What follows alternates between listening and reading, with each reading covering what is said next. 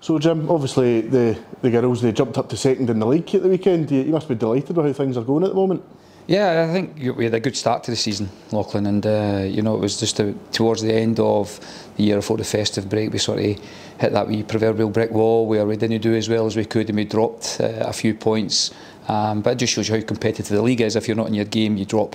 So it was just good to get back on the winning trail there against St Johnstone at the weekend there, and I think we just keep moving forward and we try and pick up as many points. And I think the girls are more interested where they end up in that, you know, but it only counts at the end of the season. So we'll just keep working, try and pick up as many points as we can. But we know how difficult it is, and to me it's a great advert for the SWPL too, that every game is competitive, and if you're not on your game you're going to drop points. So that's just a message we give to the girls. You've got to be on it every single game. The thing is, you look at that league table now, you know, yourselves, Livingston, Boroughmuir, it's just so tight. Yeah, it is, and you know, credit to Queen's Park. You know, they've accumulated a very good squad, good players, and that's maybe why the consistency they've shown, they've opened up that gap. But that just shows you that if you get a bit of consistency, you're going to open up, because every team playing against each other are capable of winning or losing games. So if you get a bit of consistency, you'll break away. So that's what we hope to do now, is that if we could get a bit of consistency in the game, pick up some good victories. The next couple of games are going to be really challenging as well, because teams round about it, you know, so that will give us a wee chance to maybe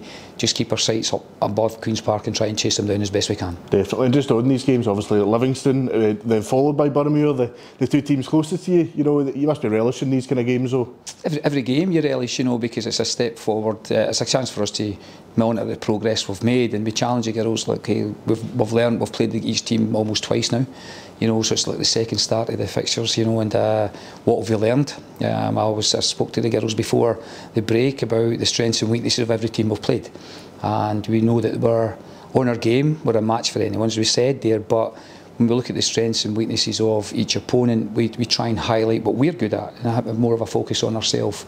So we look forward to Livingston. I think they've done very well. You know, they came up last year, and you know, it took them a wee bit of time to settle into the league, but I think they're showing their qualities now, and I'm sure they'll sustain a challenge for this playoff spot as well. So it'll be a tough game. We're fortunate enough the previous two games we've played that we've come out victors. But again, that's maybe a wee bit of experience and a wee bit of quality at the time in the games, but they're very close games. Same as Boroughmuir, we did well at the beginning of the year.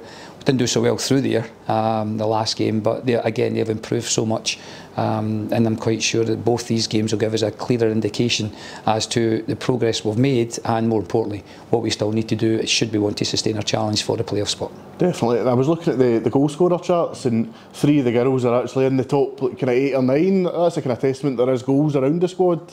It is.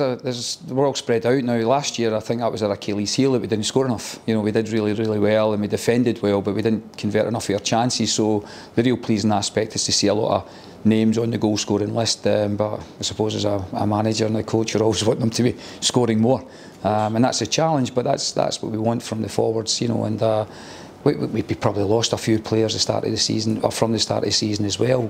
So it's always been a bit of change, you know. So getting goals for all over the pitch is crucial for us. The addition of Jordan McClintock coming in with Abby for the midfield, even the young wide players now with Kelsey and Burnsy jumping in there, and the experience of Dion. But we also ask everybody else now, you've got to think about what are you doing to contribute to the goals tally, but more importantly, nobody can score goals if the team don't create chances, so it's important that we keep creating, and I'm sure we've got the quality in there to convert, and if we can take a bigger percentage of the chances we create, then of course you're going to stand better chances of winning games. And just a wee bit on the youngsters that have come into the team, you know, in the last year or two, how delighted are you with them and how they're integrating? I think credit's got to go to the academy, all the coaches there, you know, and they know within myself to get somebody who I'm not frightened to promote youth from the academy, because that's the purpose of having your own academy. So the club's investment into making an elite performance academy is crucial. We know it's the bloodline into the first team, but we've got to open that door, and by doing that, there's 6 girls have already made that step, and even one progressing into the international setup as well. So credit to all the coaches within the academy. The pathway here is great, and it just shows you that it's a good programme to be in. If you want to progress towards the first team, then Kilmarnock could be a good club to be at.